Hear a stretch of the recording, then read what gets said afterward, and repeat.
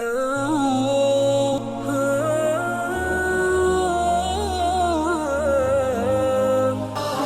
امام خمینی کہتے ہیں کہ اگر سارے نبیوں کو ایک کمرے میں بند کر دیا جائے تو ان کے آپس میں کبھی اختلاف نہیں ہوگا۔ کیوں؟ کیونکہ ہدف ایک ہے۔ جہاں ہدف ایک ہوں وہاں اختلاف نہیں ہوتے۔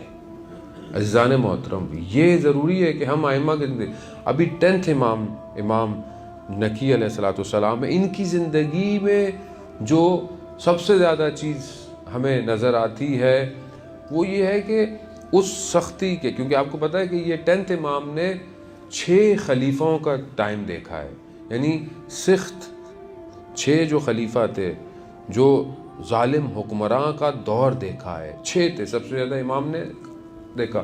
اس میں سب سے زیادہ جو ٹائم تھا وہ متوکل کا تھا، متوکل عباسی جو سب سے زیادہ ظالم تھا۔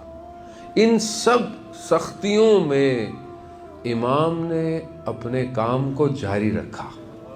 امام نے اپنے شیعوں کے ارتباط کو، شیعوں کے کنیکشنز کو، ساری چیزوں کو جاری رکھا اور یہ ٹریٹمنٹ کی اور یہ ہمیں سکھایا کہ ہر دور میں you have to do your own work، تمہیں اپنا کام کرنا ہے، تمہیں گھبرانا نہیں ہے۔ اور یہی لرننگ ہے عزیزان محترم، کہ ہم اپنے ایکشن سے شو کریں کہ ہم امام کے ماننے والے ہیں، چاہے ہم دنیا میں کہیں بھی رہتے ہوں۔ جو چیز امام نے اپنے شیعوں کو تعلیم دی وہ نیٹ ورک تھا۔ نیٹ ورک کیسے ڈیزائن کیا جاتا ہے، امام نے نیٹ ورک ڈیزائن کیا۔ یعنی اتنی سختی تھی کہ راوی کہتا ہے کہ میں امام کے ساتھ تھا، امام کے ساتھ چلا، امام سے بات کی، میں نے کچھ کہنا چاہا، امام نے کہا رستے میں بات مت کرو۔ اتنا اسپائنگ تھا کہ رستے میں چلتے ہوئے مدینہ میں کوئی سن لیتا۔ کیوں؟ کیونکہ جو بھی دشمن کو لگتا کہ یہ علی کا چاہنے والا ہے تو اس کی جان مال سب خطرے میں پڑ جاتی، اور امام اپنے چاہنے والوں کو خطرے میں ڈالنا نہیں چاہتے تھے۔ لیکن امام نے سکھایا کہ کیسے کام کرنا ہے۔ کیا آج ہم اپنے وقت کے امام کے لیے کوئی نیٹ ورک ڈیزائن کر رہے ہیں؟ کوئی ہے ہمارے پاس نیٹ ورک ہے، کوئی چیزیں ہیں جس سے ہم اپنے آپ کو اپنے امام کے تک پہنچنے سے پہلے اپنے آپ کو کنیکٹ کریں ایک دوسرے سے؟ کیا ہم مثلاً میرے اندر ایک اسکل ہے، میرے اندر ایک اسپیشلٹی ہے، تو کیا میں ایسے لوگوں کو آپس میں کنیکٹ کر رہا ہوں جو میری اسپیشلٹی ہے؟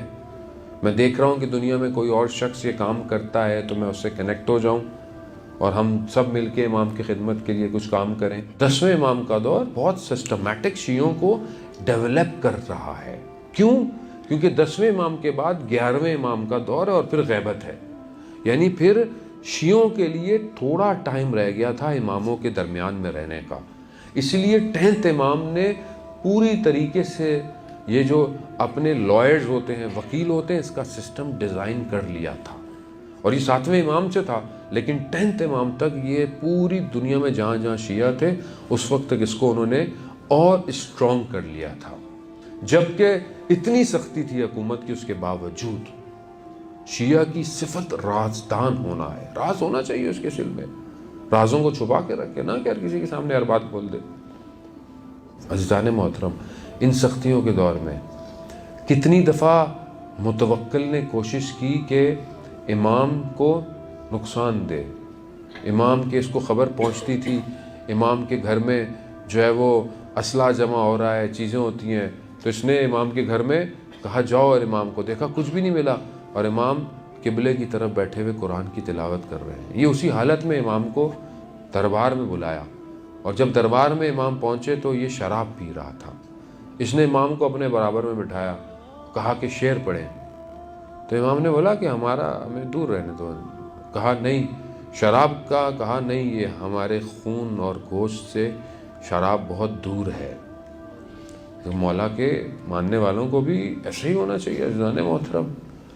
تو اس نے کہا شعر پڑھیں، امام نے شعر پڑھے۔ اس کا میں خلاصہ صحیح تھا کہ امام نے بتایا وہ کہاں گئے وہ جو بڑے بڑے تخت و تاجوں میں زندگی گزارتے تھے، آج وہ زمین کے اندر کیڑے مکوڑوں کی خوراکیں بن گئے۔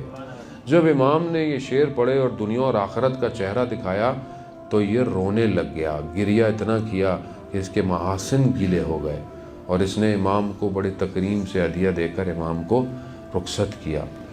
کئی دفعہ انہوں نے کوشش کی امام کے ساتھ، اور کئی مقامات پر ایسے چیزوں میں پھنسے، کیونکہ جانتے تھے اس وقت ایک یہودی جو تھا اس کے ساتھ، اس نے کہا کہ اگر کوئی علم غیب جانتا ہے تو وہ صرف یہی شخص ہے اور کوئی بھی نہیں ہے۔ اور یہی ہوا کہ جب ایک دفعہ ایک یہودی نے کوئی کام کیا غلط، تو جب اس کو قاضی نے سزا دینے لگی تو اس نے کہا نہیں میں تو مسلمان ہو گیا ہوں۔ اب یہ تو پریشان ہو گئے کہ اب یہ مسلمان ہو گیا ہے، سارے گناہ دھل گئے ہیں، تو اب اس کو سزا کیسے دیں؟ تو جب امام تک پہنچی تو امام نے کہا جو اس نے کام کیا ہے اس کو وہی سزا دے۔ تو قاضی نے کہا کہ یہ کیسے ہو سکتا ہے؟ کہا پھر امام نے قرآن کی آیت کی تلاوت کی کہ جب ان پر مشکل پڑتی ہے تو یہ کلمہ پڑھتے ہیں، جبکہ اصل میں یہ مسلمان نہیں ہوتے ہیں۔ تو ان کا یہ خوف سے ہوا ہے، اس کو شوق سے نہیں ہوا، یہ ماں جان کے خوف سے ہوا، اس کو وہی سزا دو جو اس نے گناہ کیا ہے۔ خوب ائمہ بہتر جانتے تھے۔ ایک دفعہ اس نے کہا کہ کیونکہ امام جب آتے تھے تو یہ احترام میں کھڑے ہو جاتے تھے، تو اس نے بولا اب امام کا احترام نہیں کریں گے، کوئی بھی جب امام آئے تو امام کے لیے پردہ نہ ہٹایا جائے، تاکہ امام خود پردہ ہٹائیں، اور یہ چاہتا تھا کہ امام کو کسی طریقے سے امام کو ڈسٹرب کرے، لیکن کسی نے کچھ نہیں کیا۔ لیکن جیسے ہی امام آئے ہوا اتنی تیز چلی پردہ خود اڑ گیا۔ پھر امام اندر آئے، امام بیٹھے رہے، پھر جب امام جانے لگے پھر ہوا چلی، پردہ ہٹا، پھر امام چلے گئے۔ تو یہ کہنے لگا کہ خود ہی اٹھا دیا کرو، اس سے بہتر کہ ہوا پردے اٹھایا کرے، کیونکہ پھر لوگ بولیں گے۔ عزیزان محترم، خوب ائمہ اہل بیت خدا کے نمائندے ہیں، خدا نے ہر چیز ان کے اختیار میں دی ہوتی ہے عزیزان محترم۔